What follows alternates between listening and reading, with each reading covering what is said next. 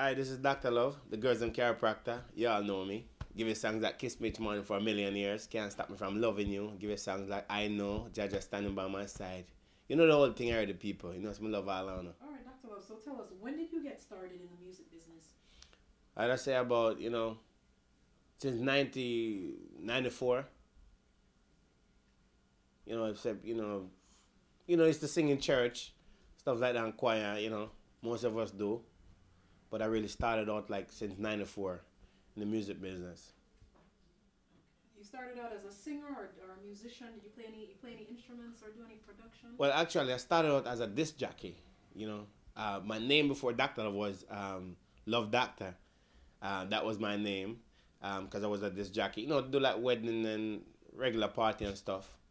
And then I switch up from there and just start sing for the girls. Then. What are your songs about? What themes? What topics? What issues? Well, I got two kinds of love and culture. Teaching the younger generation and also others how to live and reality stuff. What's going on right now? In the world and stuff. So what really inspires you to write certain songs? Are you moved by like social issues? Is it personal experiences? A lot of them is personal experiences. Things that happen on a daily basis. Stuff that stuff that really happen to you and stuff that you see.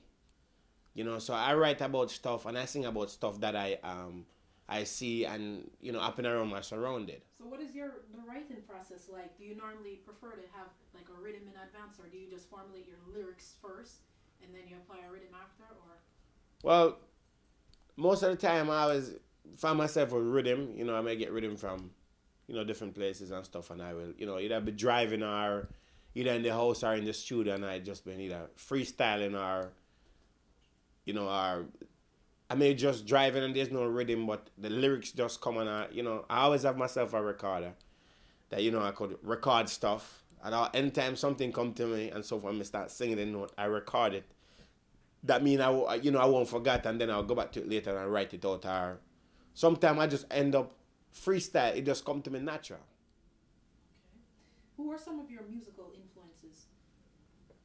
Um, People like Alton Ellis, the great Alton Ellis, Ken Boot, Kenny Roger, Percy Sledge, Dionne Warwick, the list goes on and on. Willie Nelson, a lot of different people. One of my favorite are Ray Charles and Alton Ellis, definitely.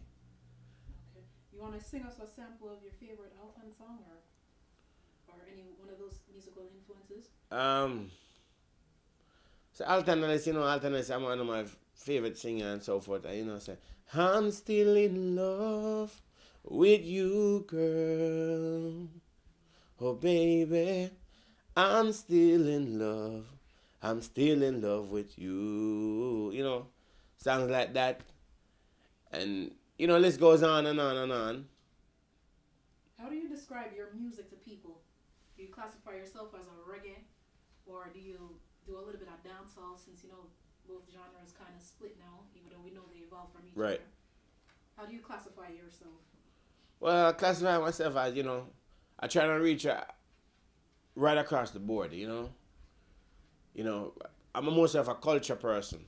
Sometimes I go in the, the lovey dovey style, give the ladies some lovers rock and so forth. So I would say, mostly culture.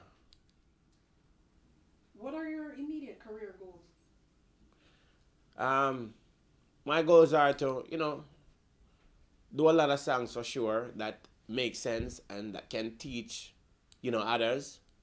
And, have my own record label that I could help other artists and produce, and trying to be somewhere where, the years to come that people can listen to my music and say, yeah, I learned stuff out of this, or, the artist is a good artist, and, the goal like that is to help others and also help myself.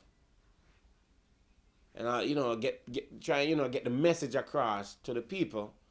Um, Sometimes you can't talk to people, but at least the music react more different. Just like when I do I Know, You know, that's a song that it go right across a lot of people. They understand what it mean, and you know, they learn a lot from I it. think artists have a moral responsibility to keep the content because there's a lot of controversy going on now with some artists, and a lot of majority of the times our artists have a tendency to say they're not role models. Right. So do you keep that? Is that something that is important to you as you're developing your music?